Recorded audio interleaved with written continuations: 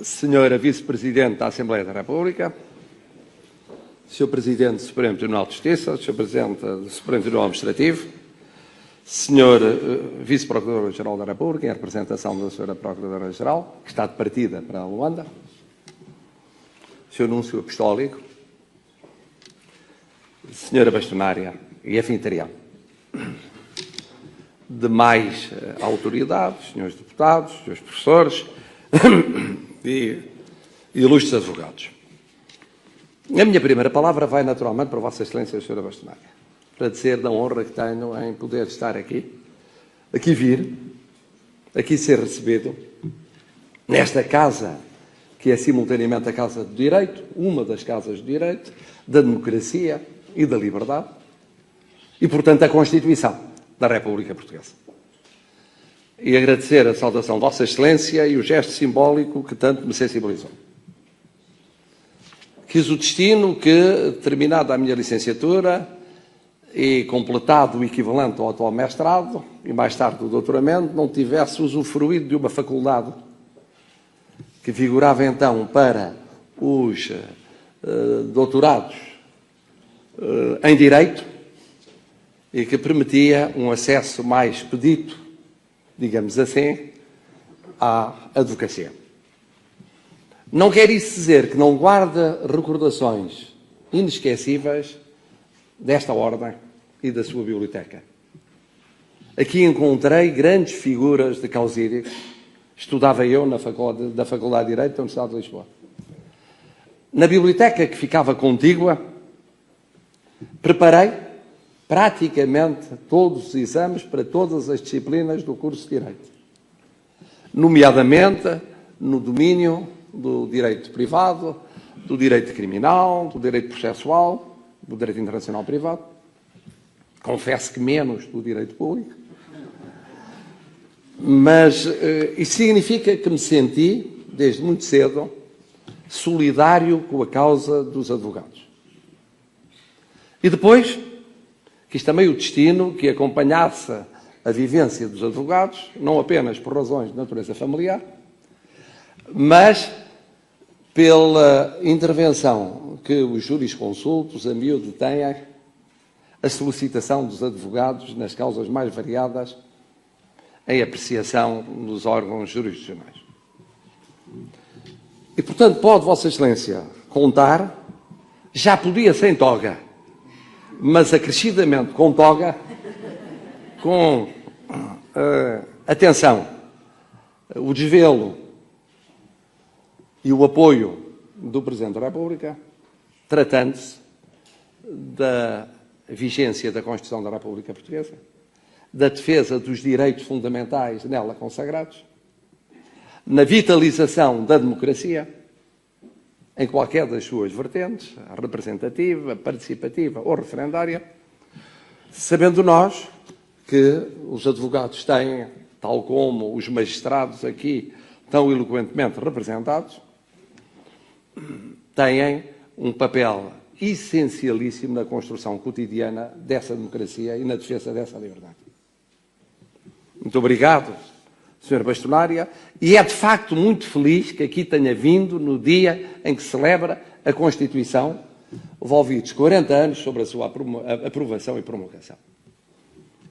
Mas é impossível separar essa Constituição dos pais fundadores da democracia. E na primeira fila desta sessão, e orador último das comemorações dos 40 anos da Constituição da República Portuguesa, tenho em frente de mim um querido mestre e amigo, mestre de Direito, mestre de Universidade e mestre de Vida, o Sr. Professor Jorge Miranda. Mas hoje, sobretudo, tenho perante mim o Constituinte. E era isso que queria recordar. Recordar o que foi uma saga inesquecível vivida na idade em que se deve viver esse tipo de sagas. Algures entre os 20 e poucos e os 40 anos de idade. A partir daí também se pode viver, mas com riscos cardíacos acrescidos. Porque foi de facto uma saga. A saga da eleição da Assembleia Constituinte. A saga da experiência única para todos nós do funcionamento de uma Assembleia Constituinte, com escassíssimas estruturas de apoio. A saga da organização dos grupos parlamentares, a saga da verificação dos poderes, a saga da eleição da mesa, a saga da aprovação do regimento, ele próprio essencial, como Vossas Excelências saberão, porque juntava a um período concentrado no debate sobre matéria constituinte um outro período de debate sobre a revolução que nos rodeava. A saga da apresentação dos vários projetos, notáveis projetos da Constituição. Todos eles com o traço do que havia de melhor nos juristas publicistas portugueses. Todos eles.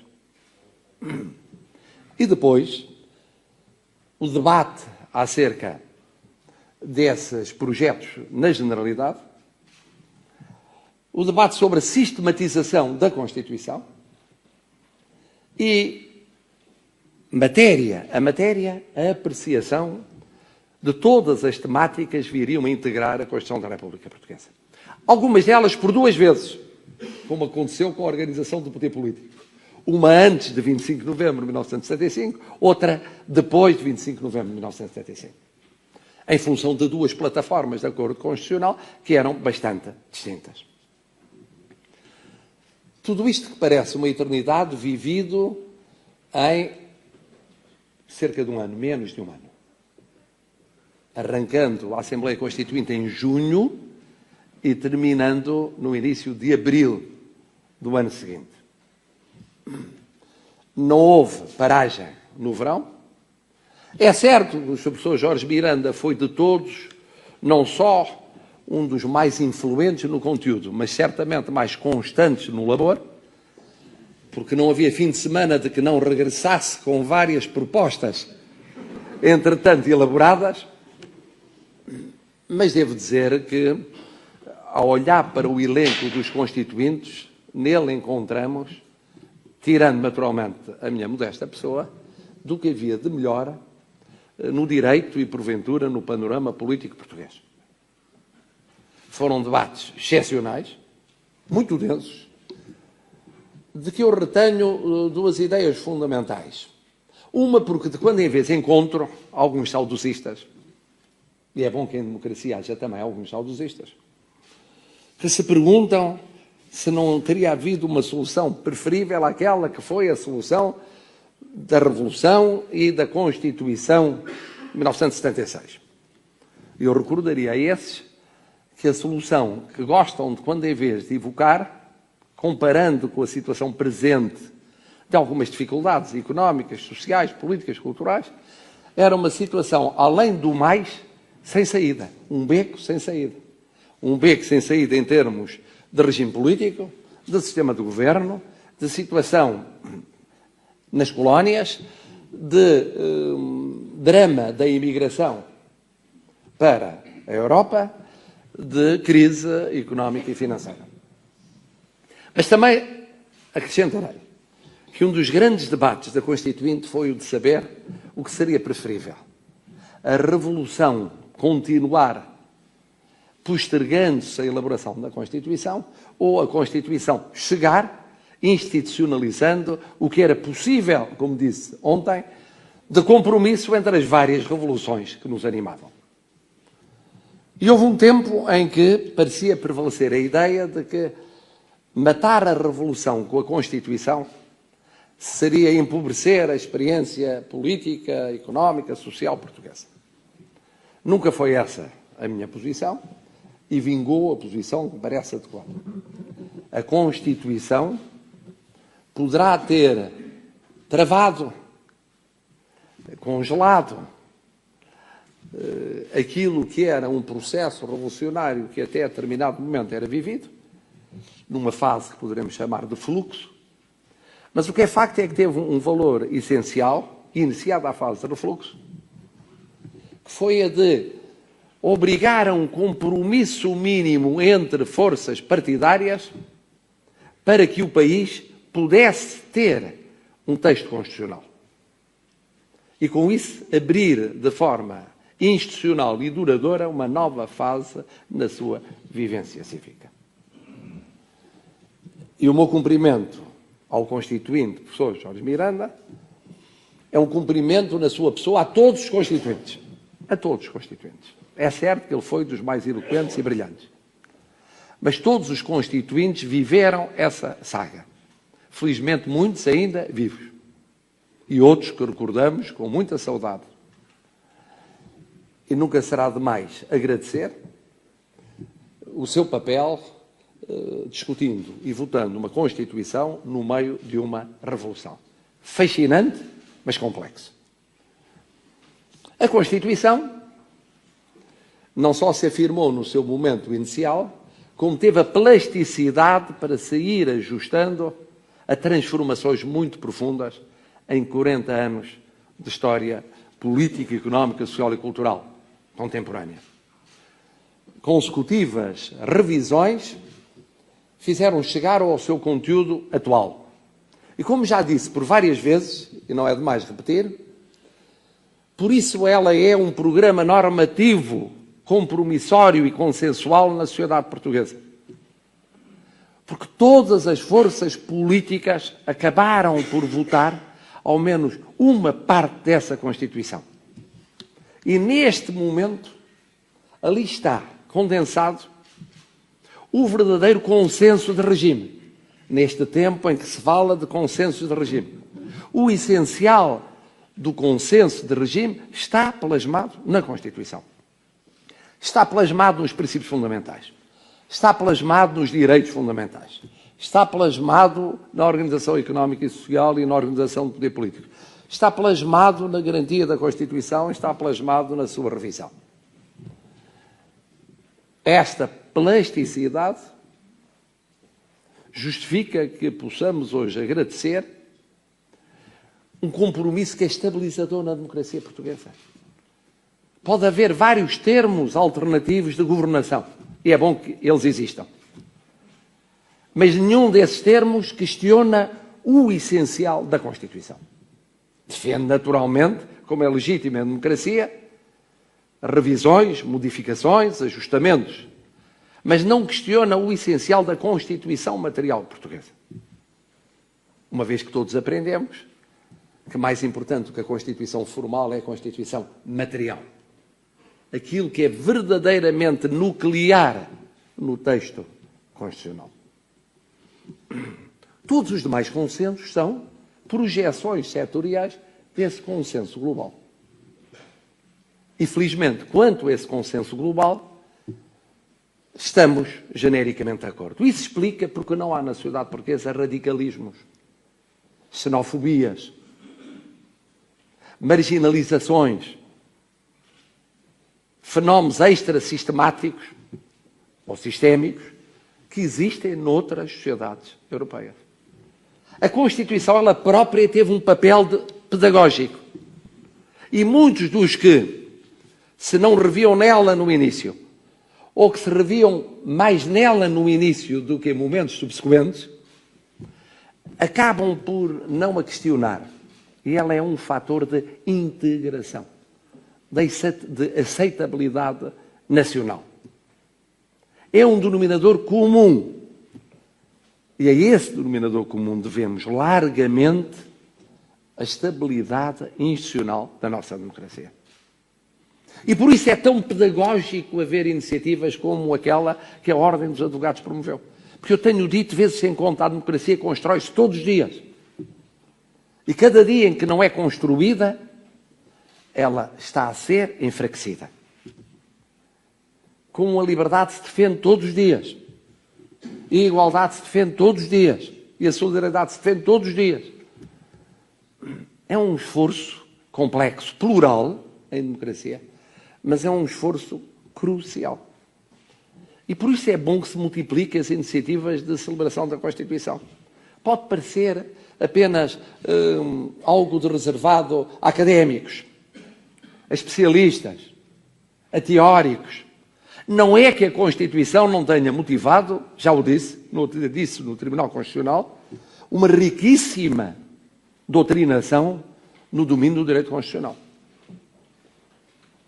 que influenciou constituições de Estados europeus e de Estados não europeus falando o português. E muitas vezes nós minimizamos isso. Eu recordo-me, como o Sr. Professor Jorge Miranda recorda, de, em vésperas de elaboração da Constituição brasileira, por exemplo, e o Sr. Professor Jorge Miranda tem uma experiência mais rica, ligada a constituições africanas de língua portuguesa, mas antes da elaboração da Constituição brasileira de 1988, ser muito frequente a presença de constitucionalistas portugueses no Brasil para debater a Constituição que nos rege. E essa é uma riqueza. Mas não passa apenas por aí o debate acerca da Constituição. A pedagogia acerca da Constituição passa por um debate mais amplo, pela vivência da Constituição. E aí os advogados têm um papel fundamental, como têm os magistrados, como têm todos os cidadãos em geral. E por isso folgo por ver aqui reunidos parlamentares que ao longo de 40 anos de vigência de Constituição deram vida à Constituição. Como cumprimento aqueles que na magistratura ou na advocacia, como no ensino, como na cidadania de cada dia, deram vida à Constituição.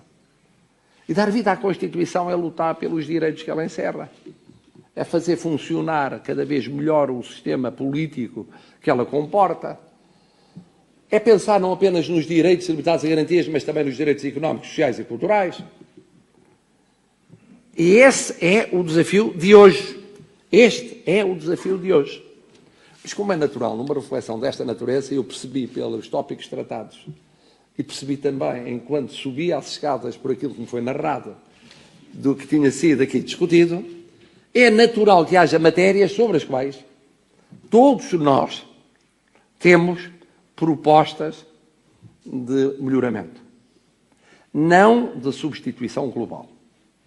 Não de contestação da Constituição material, mas de melhoramento da Constituição. Algumas delas decorrem do que mudou em Portugal, do que mudou na Europa, do que mudou no mundo. Mudou, por exemplo, a matéria de direitos. Não na essência dos direitos, mas na efetivação dos direitos. Nos riscos que se colocam, nos desafios que se colocam. Nas realidades novas, científicas, técnicas, económicas, sociais, culturais, que não era possível prever, nem mesmo a quando das últimas revisões constitucionais, para garantir, nomeadamente, a proteção, a defesa desses direitos. Esse é um desafio constante. É um desafio constante. Como é um desafio constante o que se coloca na organização do poder político.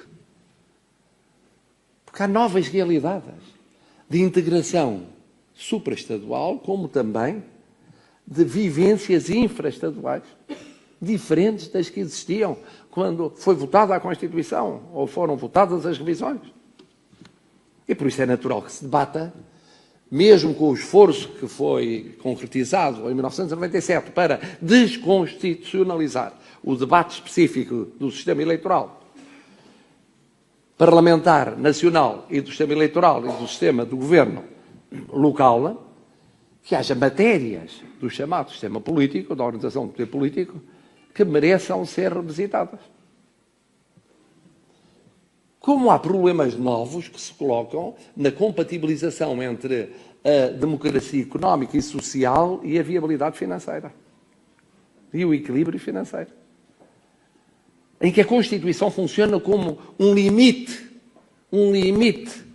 naquilo que pode ser tolhido em termos de direitos fundamentais por causa de condicionantes de natureza económica e financeira. Sabendo nós como as conjunturas são cada vez mais fluidas. Tal como é complexo o efeito jurídico do relacionamento da ordem constitucional portuguesa com a ordem jurídica europeia. Sendo certo que, como constitucionalista, sempre defendi o primado da Constituição sobre o direito europeu, e a Constituição o diz, os princípios fundamentais do Estado de Direito, plasmados na Constituição, prevalecem sobre o direito europeu, mesmo primário, mas temos de convir que há problemas complexos que todos os dias se suscitam na compatibilização entre esses ordenamentos jurídicos. Não são os problemas que se suscitavam nos anos 80, que eram de ajustamento institucional. São problemas concretos de incidência económica, financeira, social, nos mais diversos setores da atividade comunitária. Esse é um desafio complexo ao constitucionalismo contemporâneo. Como é o próprio sonho de um constitucionalismo global, que vai tendo afloramentos em algum direito internacional. E que coloca, portanto, desafios à visão clássica do constitucionalismo meramente estatal. Foi aquela em que muitos de nós fomos formados. Ainda ontem lia um testemunho de outro mestre do direito constitucional, o professor Gomes Canutilho, em que ele recenseava estes problemas como problemas inevitáveis a constituírem desafios ao constitucionalismo de hoje e de amanhã. E no domínio da garantia da Constituição, como ir mais longe na defesa da Constituição, desde debates clássicos sobre a composição do Tribunal Constitucional, até a debates não menos clássicos sobre direitos de acesso direto dos cidadãos ao Tribunal Constitucional, ou à prática específica de um sistema imaginativo como é o nosso, de conjugação da fiscalização abstrata e da fiscalização concreta da constitucionalidade. Todas estas matérias estão permanentemente em debate académico e, portanto, sujeitas a uma reponderação em termos reconstituintes. E isso enriquece a Constituição. O facto de haver professores de Direito Constitucional e alunos de Direito Constitucional e cidadãos que a cada momento se interrogam no sentido de procurar aqui e ali novas pistas para aprofundamento ou melhoria da Constituição, é uma vitória da Constituição. Só as Constituições vivas e abertas comportam esta experiência. As Constituições autocráticas ou monocráticas, de regimes ditatoriais, não comportam experiências com esta criatividade. E por isso, a senhora bastonária, em boa hora, suscitou este debate, porque é prestigiante para todos, para aqueles que assistem e nele participam, para os mestres que aqui vieram dar o seu testemunho, para a ordem dos advogados, que mostra a sua vitalidade e cumpre a sua função cívica. E o Presidente da República, mesmo que não fosse, ou não tivesse sido constituinte, e mesmo que não tivesse sido professor de Direito Constitucional, antes de se render, por razões práticas, em muitos casos, à inevitabilidade da regência do direito administrativo, que ele próprio é cada vez mais constitucional, tal como o direito constitucional, por vezes, é cada vez mais administrativo, como é não apenas administrativo, mas percorrendo transversalmente os demais ramos do direito. Mesmo que não fosse essa a situação, o Presidente da República aqui teria sempre de vir para agradecer a iniciativa. Porque se trata de um passo muito importante para a democracia portuguesa. A função do Presidente da República, como guardião da Constituição, é o de permanentemente, não apenas estar atento ao respeito da Constituição, como promover a Constituição. Promover a Constituição. Promovê-la permanentemente. Essa é a sua função. E não faz mais do que a sua função ao estar aqui. Que é uma forma de promover, no sentido de chamar a atenção para a importância da Constituição, dos valores que encerra, dos princípios que informa. E, nesse sentido, eu diria que felizes as democracias como Portugal, que sendo tão jovens, que tendo tido antecedentes tão complexos, até chegarem onde chegaram, que podem dizer, 40 anos depois, que têm uma Constituição que representa o denominador comum entre os portugueses.